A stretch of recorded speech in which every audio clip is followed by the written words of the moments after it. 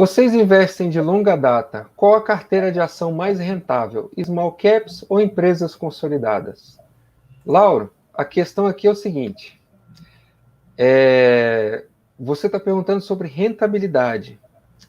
Rentabilidade é uma face da moeda que você tem que olhar. Outra face da moeda é o risco. Então, se você tem uma carteira que é 100% de small caps, existe a possibilidade de você ter uma maior rentabilidade. Por quê? É mais fácil você dobrar o tamanho de uma empresa pequena do que você dobrar uma empresa gigantesca. Por outro lado, a chance que você tem de uma empresa pequena quebrar é muito maior do que você ter de uma empresa já consolidada quebrar. Então, a carteira que teria uma melhor rentabilidade, veja bem, a carteira que teria melhor rentabilidade é uma carteira ajustada ao risco, dependendo do ciclo econômico que você se encontra, em que você tem uma composição de empresas consolidadas, de small caps e de empresas que estão com características entre uma coisa e outra. Por quê? Você vai moderar o risco de que você tem empresas que vão ter uma volatilidade muito alta, com empresas mais consolidadas, e você vai apimentar o resultado das empresas consolidadas com empresas de small caps.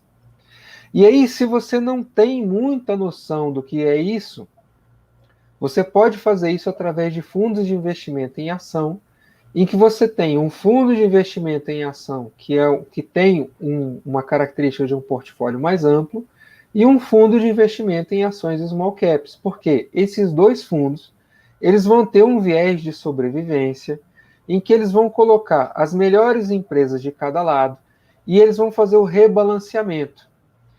Quando você vê que existe a possibilidade daquele fundo ou daquele setor de small caps eles performarem melhor, você aumenta a exposição em determinado setor e vai calibrando na outra ponta.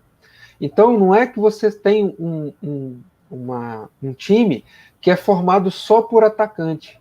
Se você tem um time que é formado só por atacante e a bola espirra, você não tem goleiro. Você vai tomar um gol.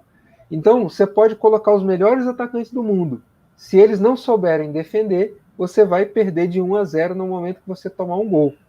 E se você tiver um time que só tem retranca, não adianta você jogar a bola lá na frente que você não vai ter um cara lá na banheira para chutar a bola para o gol. Então, o portfólio ele é sempre melhor pelo conjunto do que pelo ativo separado. Concorda comigo, meu amigo China? Concordo bastante. Assim, tentando olhar por outro lado, né, espera-se que o retorno, né, de alguns ativos ele seja maior do que o de outros, né? Então, respondendo especificamente a pergunta, o retorno de ativos de small caps, né, a gente já até fez algumas lives, né, micro caps, small caps, eles tendem a ser superior, né, às empresas mais consolidadas, porque você corre um maior risco, né? Então você tende sim a ter um retorno superior. Na minha carteira eu tive vários retornos expressivos de ações que eram bem pequenas, né? E antes eu peguei uma boa parte do crescimento. Qual que é o problema? Você erra um monte, né? Várias coisas que você acha que vai para frente, elas acabam não indo. Então você acaba errando. No final das contas, o que você tem que fazer? Você tem que ver se está valendo a pena, né, o desgaste de você estudar várias outras coisas, tirando ali o retorno ruim, né, o negativo das empresas que falhou, que você não conseguiu escolher bem, se eles foram muito bem compensados pelas empresas que você escolheu bem, né? Esse crescimento compensou o decréscimo de outros os investimentos. Aí você olha como portfólio, né? Que é o que o Elon falou. E aí eu vou chegar nessa questão do portfólio. Então, quando você pega você pega a sua parte de carteira de renda fixa, CDI. Aí você pega a sua parte de bolsa de valores. Aí você compara ao longo do tempo. Aí você fala assim, poxa, a minha carteira de CDI, né, nos últimos, 15 anos, 20 anos, ela está melhor do que a bolsa, né? Então, eu passei 15, 20 anos investindo, correndo atrás daquela coisa, valeu pelo conhecimento e tal, mas está perdendo para o CDI. Eu coloco lá meus fundos imobiliários junto com as minhas ações. Aí eu vou fazer comparação da rentabilidade dos últimos 5 anos.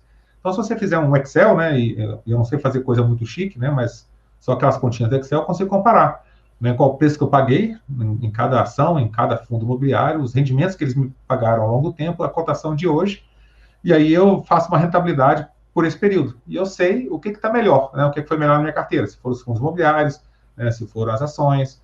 Então, esse tipo de coisa dá para você fazer. O ideal, né, é que você faça igual o Elon falou. Tem como você saber o que está dando mais, o que é aquela coisa toda? Beleza, você vai saber. Só que em determinada época é isso, em determinada época é aquilo. A gente fez a live sobre retorno à média e a gente sabe que é isso, né? Quando os fundos imobiliários em 2019 eles deram 40% de retorno, 2020 foi pífio. E aí você pega a nossa bolsa de valores dos últimos 10 anos, você vê que ela vai para cima, vai para baixo, passa 3, 4 anos bem, passa 2 anos horrível, né? Tem um retorno péssimo.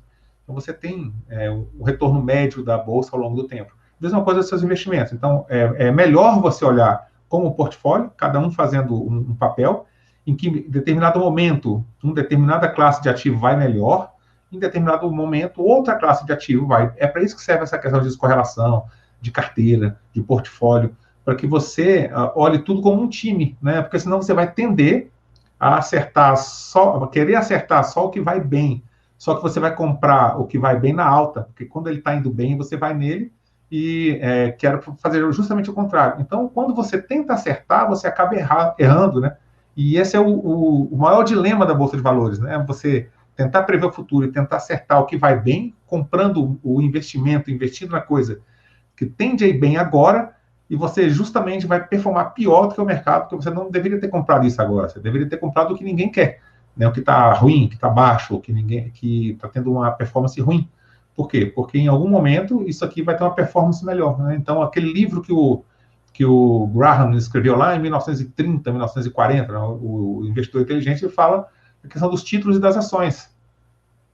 Então, quando você deveria comprar as ações? Quando ninguém está querendo, a ação caiu, aquela coisa toda, e a renda fixa, o percentual aumentou frente às ações, aí você vai comprar ação.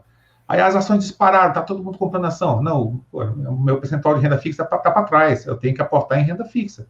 E aí, em algum momento, né, você vai estar sempre comprando o que está na baixa, o que está ruim.